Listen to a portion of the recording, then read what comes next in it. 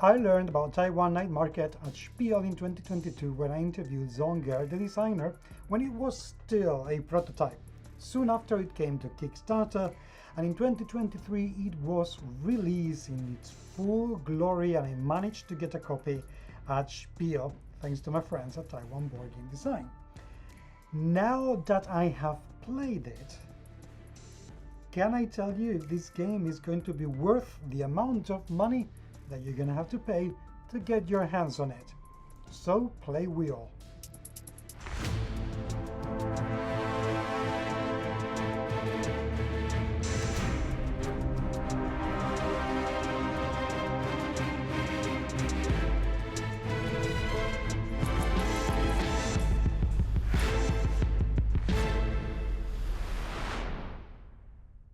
Food is absolutely imperative in Taiwanese culture, and as Zonger told me, night markets are quite a thing.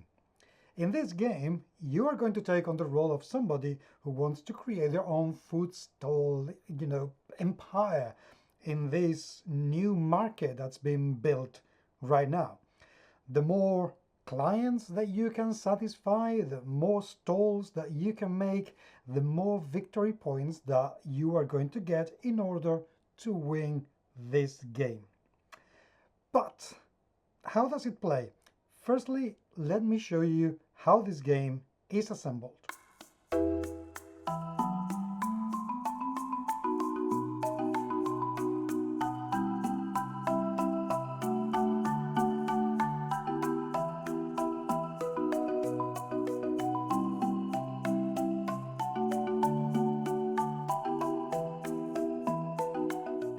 And this is the game. So these are the components. Of course, we have the board in here.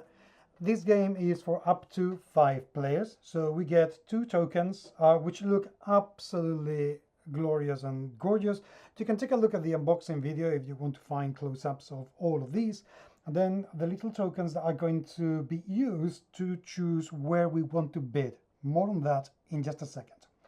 These in here are to do with how many people you can sit, as in how many clients you can serve at any given time, which usually is 1. These are the coins of 1, 3, and 10 coins, and these are going to be used to buy the stalls. And these are customers. Here we have the toilets, and then we have 4 different types of food. So we have ramen, bagels, kebabs, and bubble tea. We have another deck, which is going to be the numbers that you can see here on the board, and then loans that you can ask if you need some extra money because you want a specific place. And then we have these tiles that are going to help the bidding. So how does it play? I have to say one thing, and it's that the gameplay is a lot simpler than the rules make it look like. We took a look at the rules and we struggled a little bit, but as soon as we began to play, it's a doodle. It's really, really easy. The first thing you do is to take 6 of these. 6, it depends on how many players. Okay, if you are playing with more players, then you take more of these. If you're playing with fewer players, then you take fewer of these as well. So let's say, for example, which is what I know, 3 people, you take 6 of these. So 1, 2, 3, 4, 5, and 6.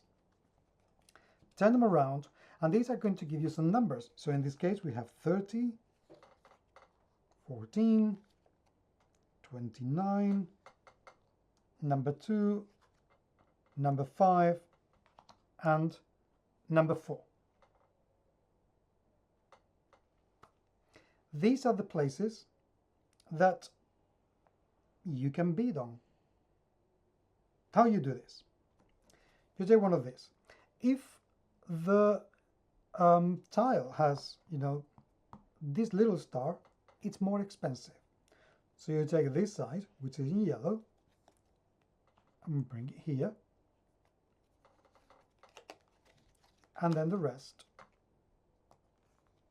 here,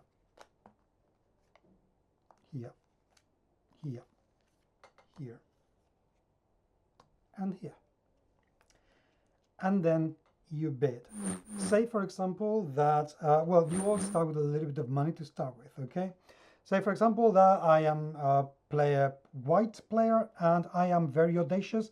You can bid twice, so in two different places. So let's say that I am very keen to be at the beginning of the markets because this is where people are going to give you more money.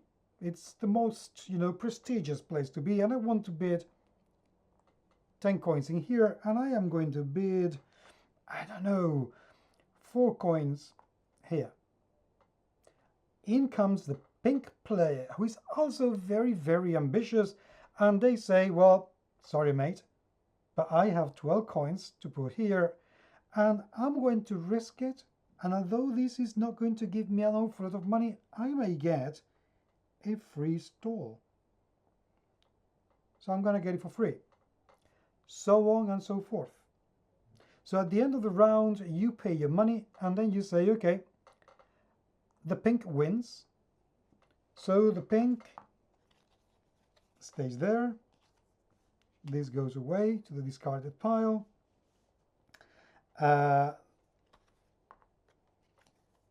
This goes away to the discarded pile. And this comes in here, that goes away to the discarded pile. And then you choose.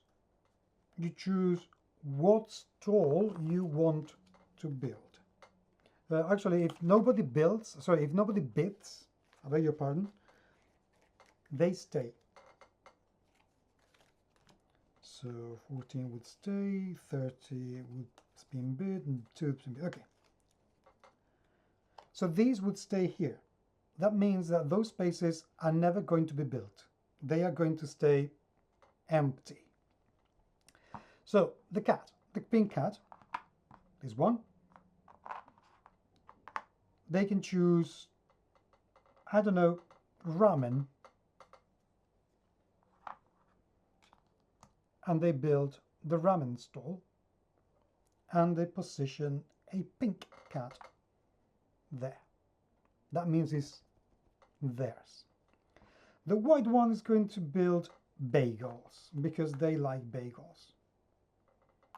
And the pink one in here will get this one for free and is going to do a bubble tea.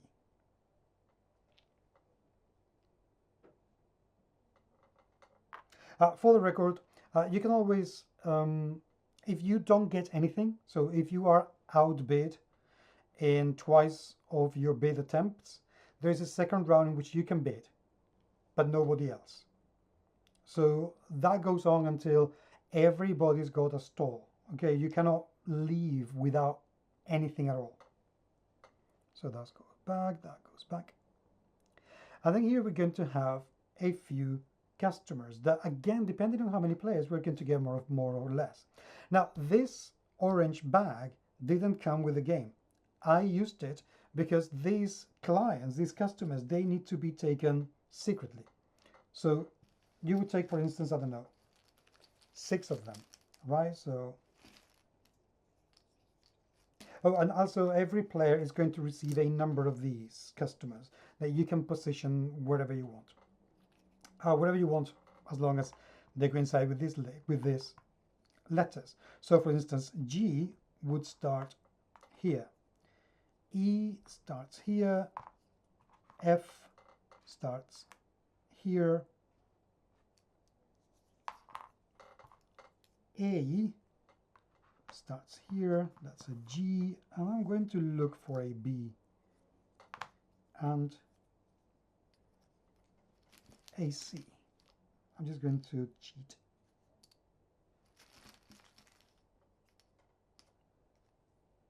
Okay. So what happens is that these customers are going to wander in, the night market, and they're going to stop in the first stall that they find that matches the food they're looking for. So, for instance, G, it's looking for ramen, so it will stay here, and this stall will get a number of monies from this customer.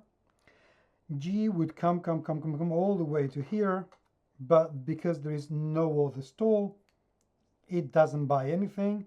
F doesn't buy anything. E will fall into the bagel. And these two come here. B will come here because there is nothing.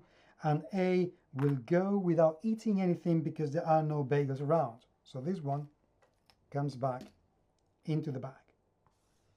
And those will stay till the next round. So this one goes away. You get some money. This one goes away. And the next round begin exactly the same by taking some of these, putting them on the board, and building up with the money that you have obtained from the clients that have eaten your foods. Of course, this will be replenished, as will be the clients that you have in front of you as the player. That's pretty much it. A few more nuances, but that is pretty much how the game plays. It is quite simple. Now, there are some things that I absolutely loved. For example, if Pink built another one of the same type of food nearby, they make a franchise. And that means that they will get more money out of the clients and they will be able to get more clients. There is this bidding war and trying to stop the other players from doing whatever it is they want to do.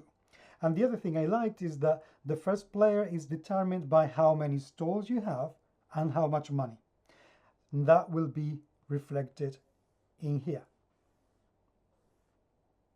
which is super cool because you may not be the richest, but you may be able to move first. We really liked it, and I only have two niggly bits to say about this game, and they're both at a visual level. The board is too busy.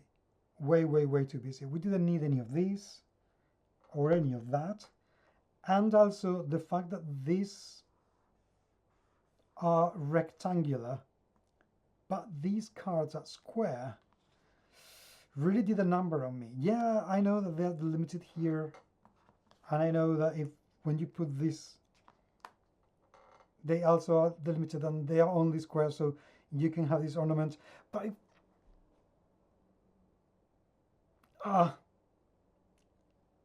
visually, it's jarring. Is a little bit jarring.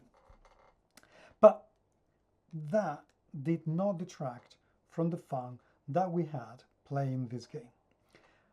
By the end of the game, we all knew exactly what we were doing. We all knew what we wanted to get and how to play the customers to make it easier. So for instance, we started with A instead of starting with this one in here at the top.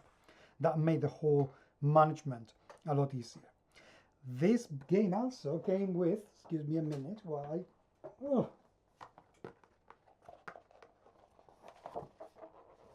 expansion, which we haven't tried.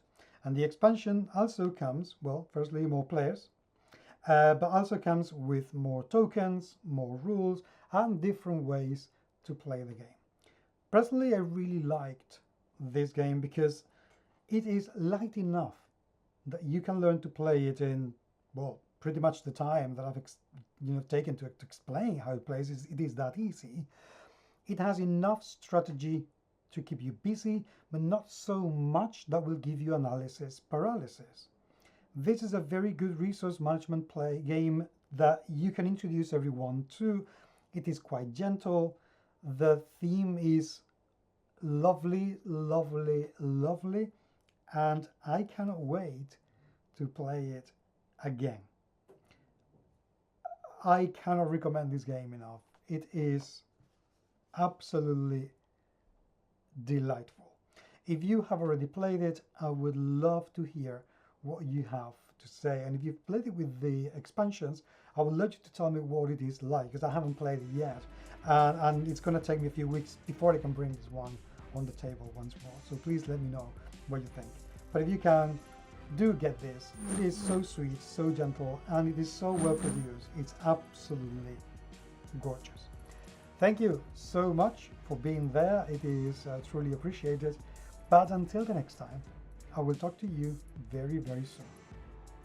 Take care, so play well.